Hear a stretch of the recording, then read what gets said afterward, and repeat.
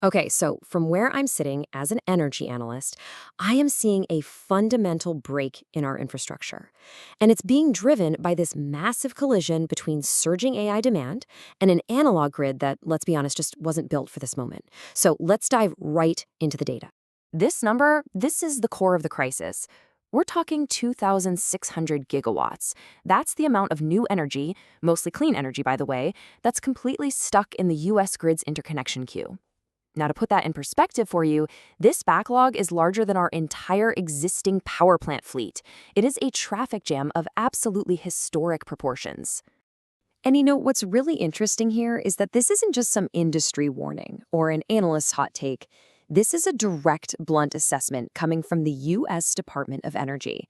We have federal regulators sounding the alarm, basically saying that our current path is undermining not just economic growth, but national security. And this chart, wow, it just perfectly illustrates the market failure in real time. In just a handful of years, the average wait time for a new energy project to connect to the grid has more than doubled, and it's now getting close to 5 years or even more. What used to be just an administrative process has become this multi-year barrier, stalling critical infrastructure and forcing almost 80% of projects to just give up and withdraw before they ever even break ground. So how did we get here? Right? How did the very system that powered the entire 20th century become the primary bottleneck for the 21st? Well, the problem is structural. It's rooted in a century-old model that was just never, ever designed for speed or for innovation. So on one side, you have the incumbent monopoly model.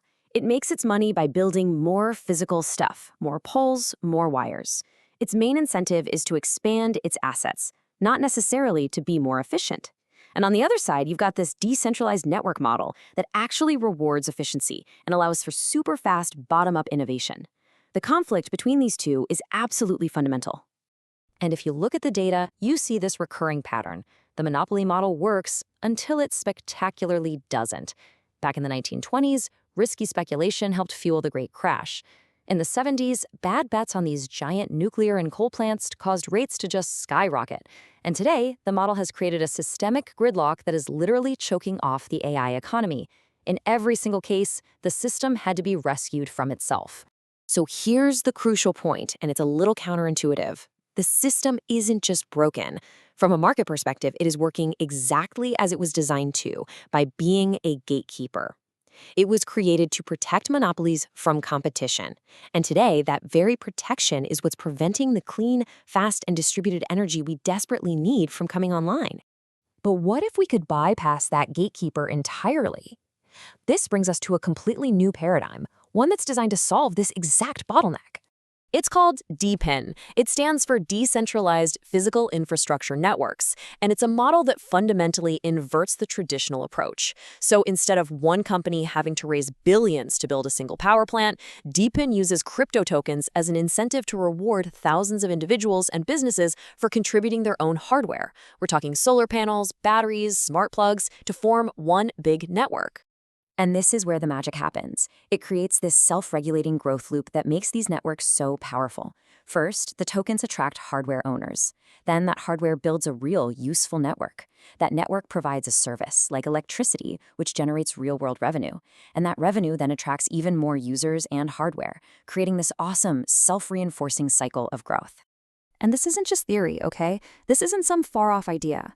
Companies are already deploying this model to give consumers something they haven't had in a century: genuine energy independence. So an autonomous node like this transforms a home from just a passive electricity consumer into a bi-directional market participant. You've got solar panels generating power, batteries storing it for when you need it, a smart inverter acting as the brain, and an IoT device connecting it all to the decentralized network. Your home is now a mini power plant. Daylight is a fantastic example of this model in action.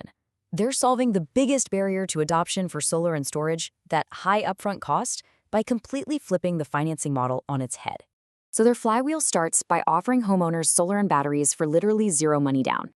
They then aggregate thousands of these home batteries into what's called a virtual power plant, which sells energy back to the grid during peak hours.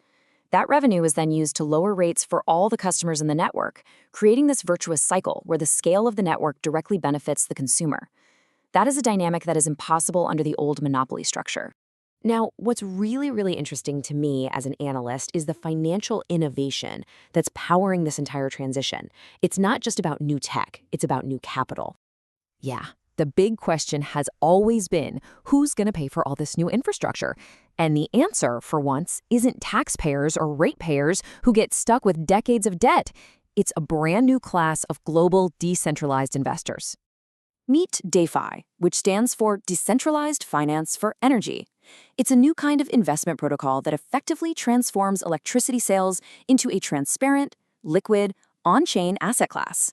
So investors can now directly fund these distributed energy systems and earn a yield from the electricity they sell.